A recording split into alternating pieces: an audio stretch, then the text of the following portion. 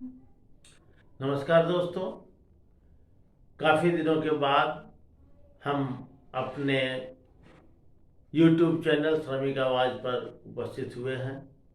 आपको यह चैनल पसंद आता है तो निश्चित तौर पे इसको सब्सक्राइब करें।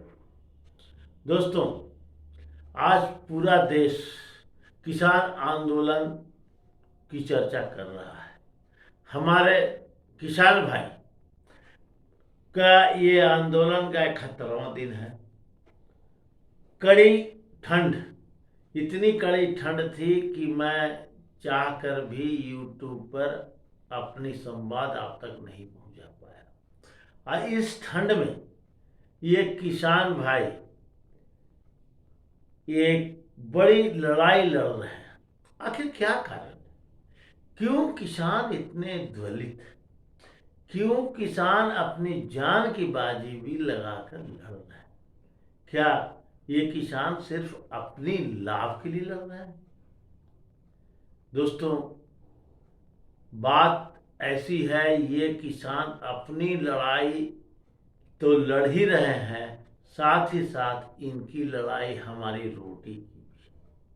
आप अंदाज लगाएं कि जब देश में भंडारीकरण का जो नियम है समाप्त हो जाएगा, अनलिमिटेड स्टोरेज हो जाएगा, तो अनाज जो आज 20 रुपये से लेकर के 40 रुपये किलो तक अच्छा अनाज, चावल, गेहूं मिल जा रहा है, ये पूंजीपति लोग उसे ही 200 रुपये किलो बेचेंगे।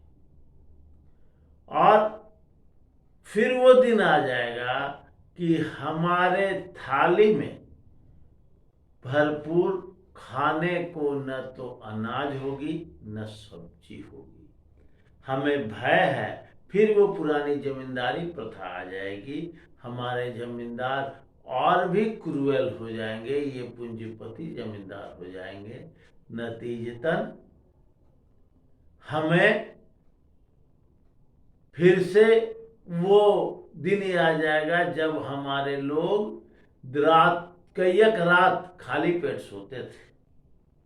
ये आने की संभावना है। जब किसानों की आमदनी खत्म हो जाएगी, हमारा रोजगार भी खत्म हो जाएगा। रोजगार घटता ही जाएगा और छोटे छोटे व्यापारी भी खत्म हो जाएंगे। ये आंदोलन कोई छोटा मोटा आंदोलन नहीं है। इस आंदोलन से पूरे देश की अर्थव्यवस्था प्रभावित होती है। हम आपको एक छोटा सा एग्जाम्पल ग्रामीण बैंक का देते हैं। आज ग्रामीण बैंक में 4,78,547 करोड़ रुपए जमा है। ये 4,78,547 करोड़ रुपया में से 99% पैसा इन किसानों का जमा है।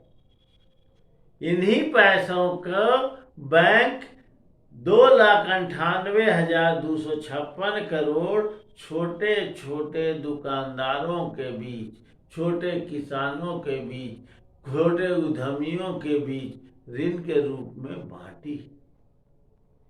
2,98,000 एक बहुत बड़ी संख्या है जो उद्यमी लोगों को हमने ऋण दिया है, स्वरोजगार लोगों को ऋण दिया है। जब किसान का पैसा खत्म हो जाएगा तो ये 4,78,000 करोड़ तो जमा आएगा नहीं, तो बैंक इन उद्यमियों को ऋण नहीं देगी। और नतीजा क्या होगा? पूरा का पूरा ये बैंकिंग उद्योग जो ग्रामीण बैंक है वो बंद हो जाएगा। ये उदाहरण हमने ग्रामीण बैंक का दिया है। ये सारे बैंकों में ये स्थिति आएगी। ये आंदोलन कोई छोटा मोटा उद्देश्य के लिए नहीं है। आपको पता है कृषि का जो योगदान है, पूरे देश के 58% लोग जो है कृषि पर आधारित है और इसका जीडीपी पर 15% सहयोग है। देश के जीडीपी में 2020 में जब पूरा का पूरा उद्योग चौपट हो गया था, केवल एक एग्रीकल्चर ही ऐसा उद्योग था जो कि काम किया, उसने रोजगार भी मुहैया कराई, उसने अनाज भी दिया और जीडीपी में सहयोग दिया।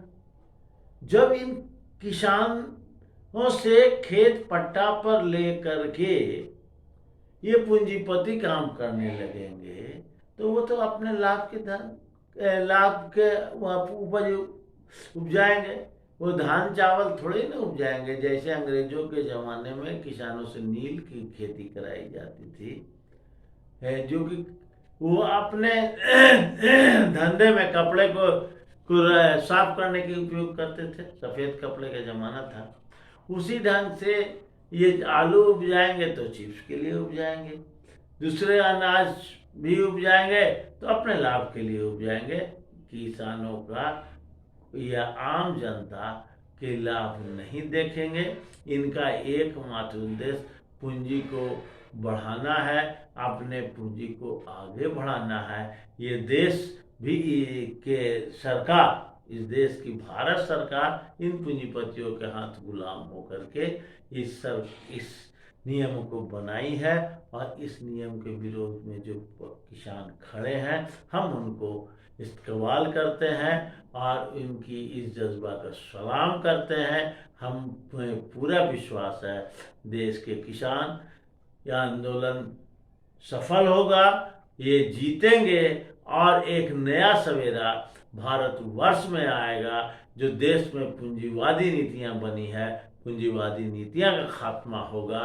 और एक बार फिर से अर्थशास्त्रियों को सरकार को सोचना पड़ेगा कि ऐसा नियम बनावे जिससे आम जनता को लाभ होगा, नहीं तो ये किसान इन्हें उखाड़ फेंकेंगे, इनकी कहीं कुछ नहीं होगी। इनकलाब जिंदाबाद।